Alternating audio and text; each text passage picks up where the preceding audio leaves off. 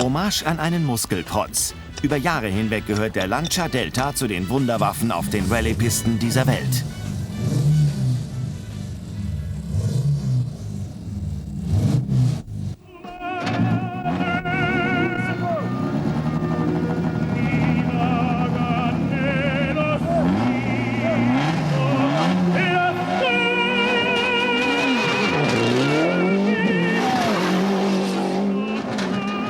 Kein Rallye-Fahrzeug war erfolgreicher.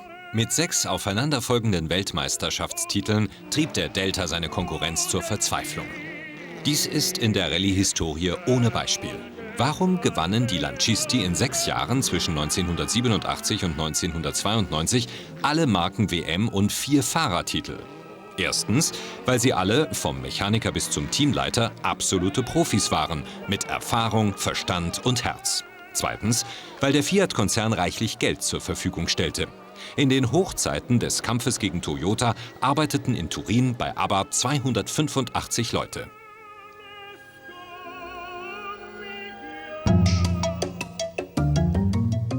Dass Lancia immer einen Schritt voraus war, lag auch in der Natur des Gruppe-A-Regelwerks. Die Lancisti waren einfach cleverer im Lesen und Interpretieren der Sportgesetze.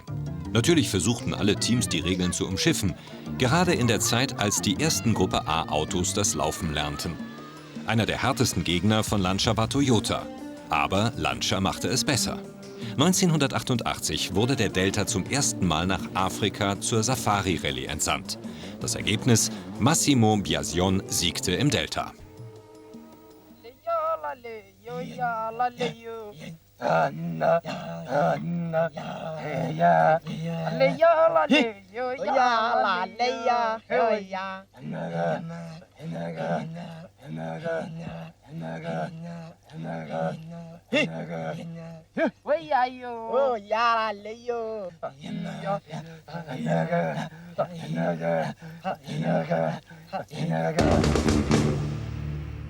...1991 wird die dritte Evolutionsstufe des Integrale präsentiert. Im selben Jahr wird Juha Kankkunen mit 5 Siegen zum 3. Mal Weltmeister.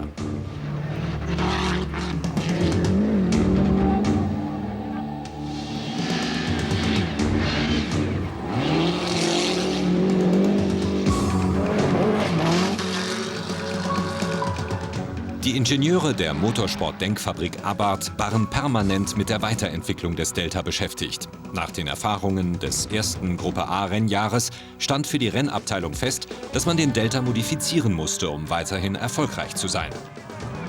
Die schmale Karosserie des HF4WD wurde mit den Jahren zu einem muskulösen Körper geformt, der auf Sieg programmiert war. Von vorn wirkte der Integrale mit seiner durchlöcherten Front besonders kämpferisch.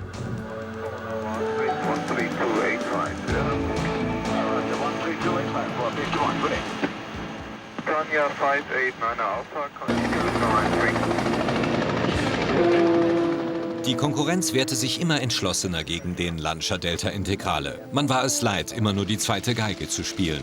Mit Millionenbudgets und hochgerüsteten Silhouette-Rennwagen wollte man den Delta endlich besiegen.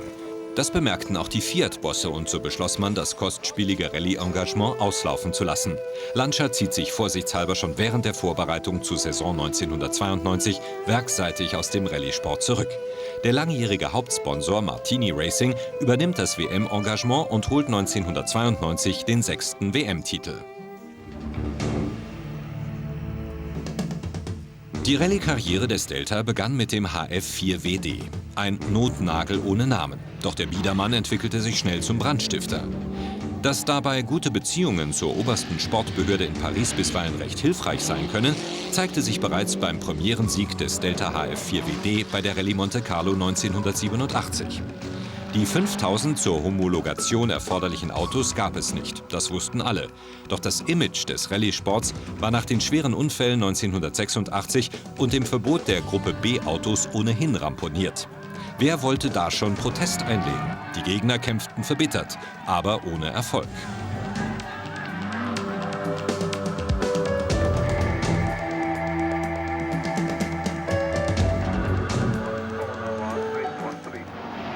Die Karriere des vierradgetriebenen Delta wurde, wie so viele gute Ideen, aus der Not heraus geboren. Claudio Lombardi entwickelte als technischer Direktor von Abarth den Delta zum Siegerfahrzeug. Herausragende Fahrerpersönlichkeiten wie Kankkunen, Biasion, Aghini, Auriol und Allen fütterten die Gegner mit Staub. Die geballte Kraft aus hochqualifizierten und motivierten Menschen führte dazu, dass Lancia immer einen Tick schneller war.